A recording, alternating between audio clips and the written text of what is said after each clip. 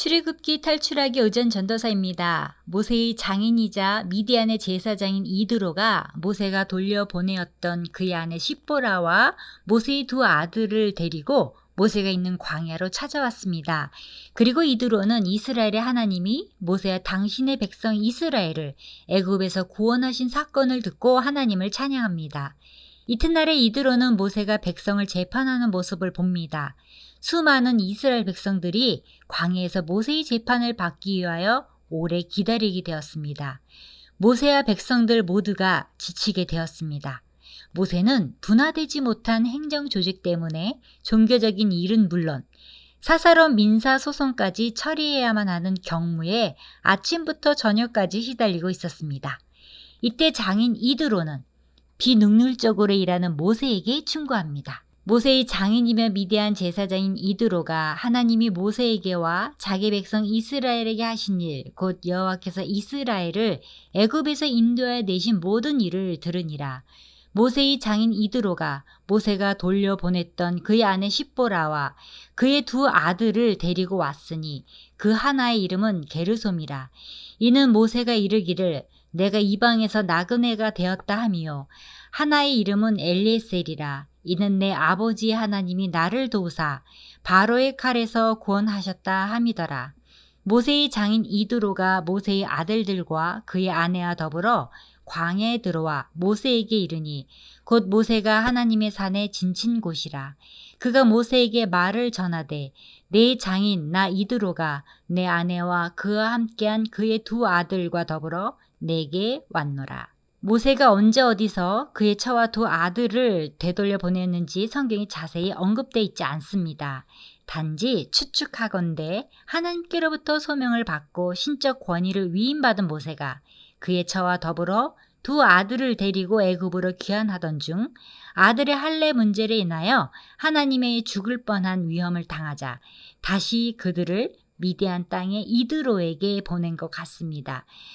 모세의 두 아들에 대한 이름은 과거의 삶에 대한 모세의 진솔한 신앙 고백입니다. 즉 게르솜이란 이름은 내가 이방에서 계기되었다는 강제 노역에 시달리는 동족들의 처지를 대변하며 동시에 그들의 해방을 전망하는 꿈을 담은 이름입니다.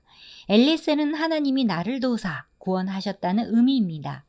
모세는 두 아들의 이름을 통하여 과거 바로의 추격을 피해 도망치던 비참했던 시절에 자신의 모습을 되돌아볼 수 있었을 뿐만 아니라 그럼에도 자신을 끝까지 도와주셨던 하나님의 크신 은혜를 기억할 수 있었습니다. 모세가 나가서 그 장인을 맞아 절하고 그에게 입맞추고 그들이 서로 문안하고 함께 장막에 들어가서 모세가 여호와께서 이스라엘을 위하여 바로 애굽 사람에게 행하신 모든 일과 길에서 그들이 당한 모든 고난과 여호와께서 그들을 구원하신 일을 다 그 장인에게 말하며 이드로가 여호와께서 이스라엘에게 큰 은혜를 베푸사 애굽 사람의 손에서 구원하심을 기뻐하여 이드로가 이르되 여호와를 찬송하리로다. 너희를 애굽 사람의 손에서와 바로의 손에서 건져내시고 백성을 애굽 사람의 손 아래에서 건지셨도다. 이제 내가 알았도다. 여호와는 모든 신보다 크심으로 이스라엘에게 교만하게 행하는 그들을 이기셨도다 하고 모세의 장인 이드로가 번제물과 희생제물들을 하나님께 가져오매 아론과 이스라엘 모든 장로가 와서 모세의 장인과 함께 하나님 앞에서 떡을 먹으니라. 모세는 장인 이드로 앞에서 출애굽에 대해 간증을 했습니다. 이는 모세가 장인 이드로에게 전도했다는 것입니다. 성경에서 자발적으로 전도한 첫 번째 사람이 바로 모세입니다. 그런 의미에서 모세는 최초의 전도자입니다. 엄청난 간증을 들은 이드로는 여호와를 찬송하고 여호와는 모든 신보다 크신 분이라고 고백했습니다. 이드로는 이스라엘의 하나님께 번제물과 희생제물을 드리면서까지 감사하고 모세는 장인과 함께 하나님 앞에서 떡을 먹습니다. 이튿날 모세가 백성을 재판하느라고 앉아있고 백성은 아침부터 저녁까지 모세 곁에 서 있는지라. 모세의 장인이 모세가 백성에게 행하는 모든 일을 보고 가로되 그대가 이 백성에게 행하는 이 일이 어찌 미뇨 어찌하여 그대는 홀로 앉았고 백성은 아침부터 저녁까지 그대의 곁에 섰느뇨. 모세는 아침부터 저녁까지 백성의 일을 재판하는 데 시간을 보내야 했습니다. 재판하다는 단어는 다스리다, 판단하다, 심판하다는 뜻입니다.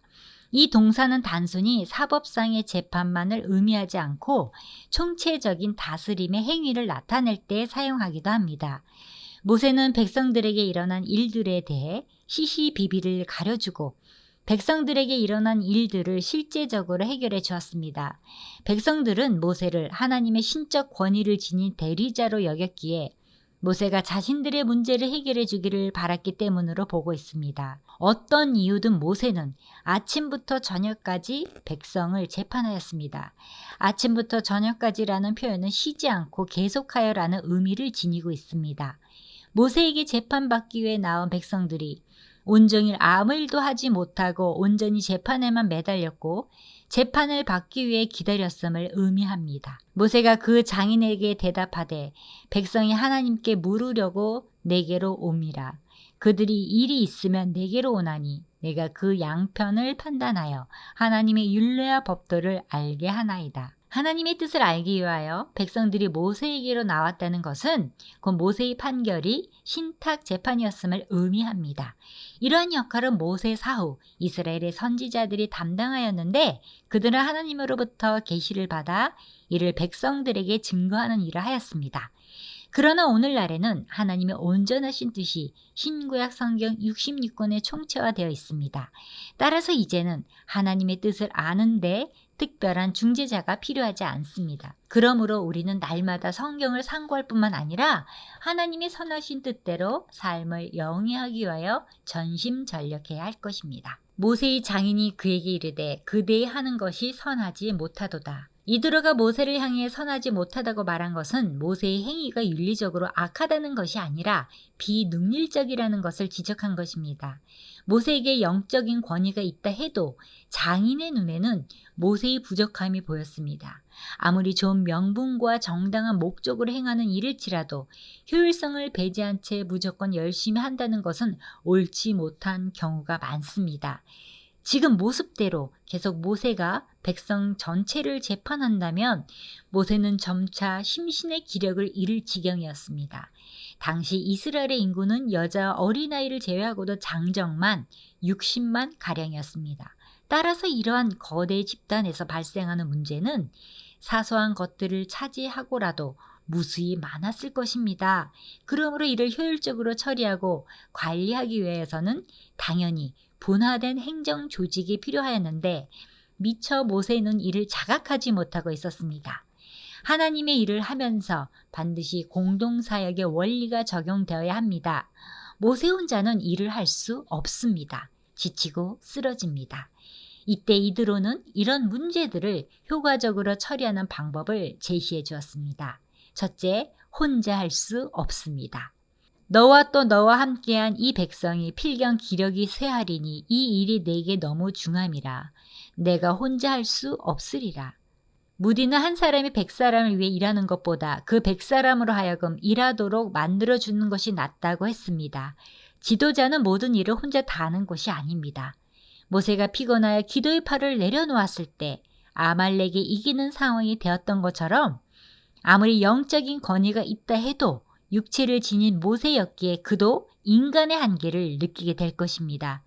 육체의 고단함이 정신까지도 고단하게 할 뿐 아니라 결국에는 걷잡을 수 없는 상황이 발생한 것이 예견돼 있기에 이드로는 모세에게 자신의 견해를 제시합니다.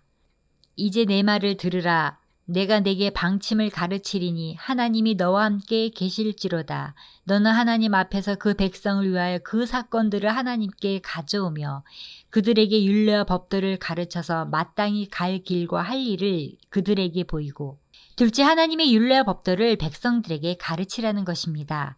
이드로는 재판 체제를 구축하거나 판결 질서를 잡기 전에 먼저 율례와 법도를 가르칠 것을 요구하였습니다. 하나님의 율례와 법도가 삶의 우선순위가 되어야 한다는 것입니다. 해야 할 일과 하지 말아야 할 일을 분별할 수 있도록 가르쳐 하나님 앞에서 온전한 삶을 살게 하라는 의미입니다. 너는 또 온 백성 가운데서 능력 있는 사람들 곧 하나님을 두려워하며 진실하며 불의한 이익을 미워하는 자를 살펴서 백성 위에 세워 천부장과 백부장과 50부장과 10부장을 삼아 그들이 때를 따라 백성들을 재판하게 하라. 큰 일은 모두 내게 가져갈 것이요 작은 일은 모두 그들이 스스로 재판할 것이니 그리하면 그들이 너와 함께 담당할 것인즉 일이 내게 쉬우리라. 셋째, 능력이 있는 자를 세우라고 했습니다. 본문에서 사용된 능력이란 단어는 히브리어로 하일인데 이 단어는 힘, 용기, 재물, 권력 등을 의미하는 단어입니다. 그래서 예전 개역 성경에서는 제덕이 겸비한 자라고 번역되어 있고 공동 번역에서는 유능한 자, 표준 새 번역에서는 능력과 덕을 갖춘 자라고 번역하고 있습니다.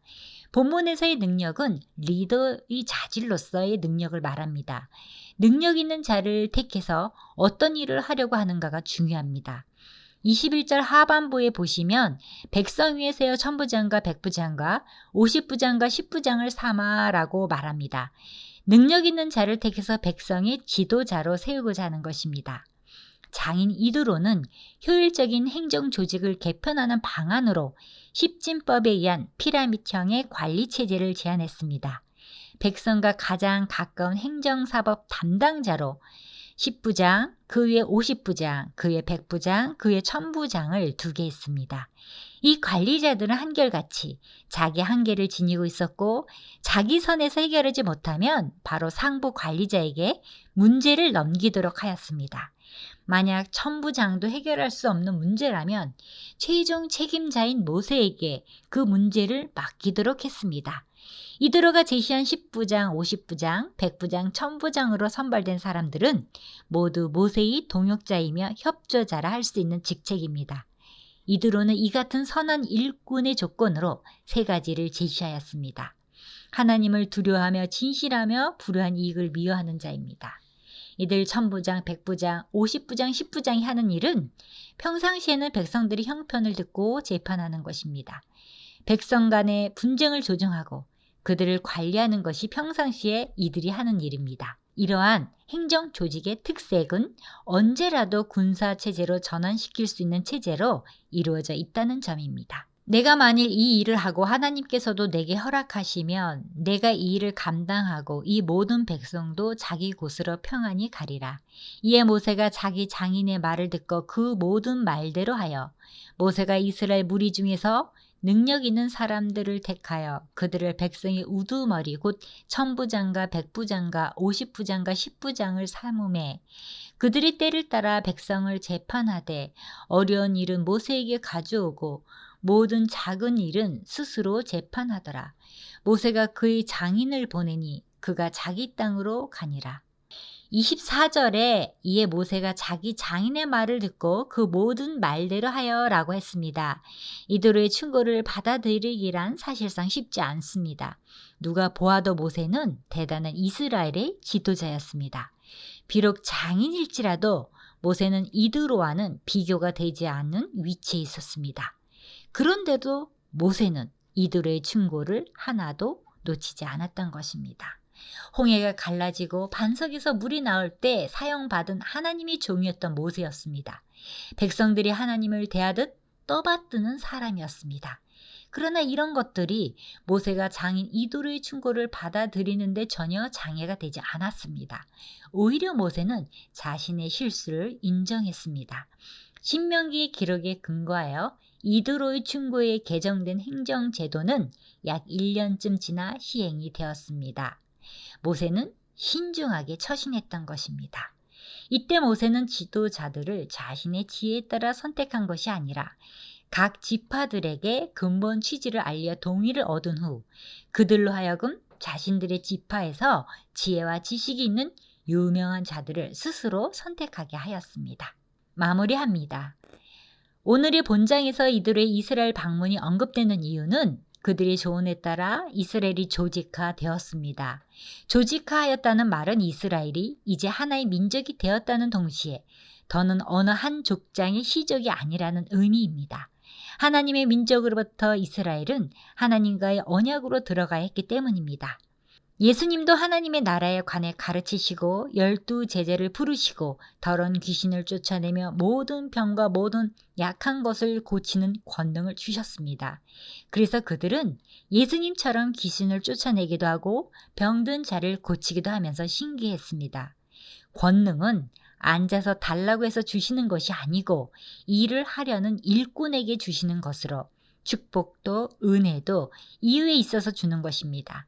우리는 하나님께서 주신 것들을 잘 활용할 뿐만 아니라 나 아닌 다른 사람을 통해서라도 하나님의 일이 이루어지는 것을 기뻐할 줄 아는 사람이 되기를 바랍니다. 모세와 모든 지도자와 백성들이 협력할 때 모두가 살 수 있습니다. 진정한 지혜자는 다양한 지식을 가지고 교만하게 행동하는 사람이 아닙니다. 자신의 한계를 인정하고 언제든 배우려는 자세를 지닌 자가 진정한 지혜자인 것을 오늘 모세를 통해 깨닫습니다. 샬롬.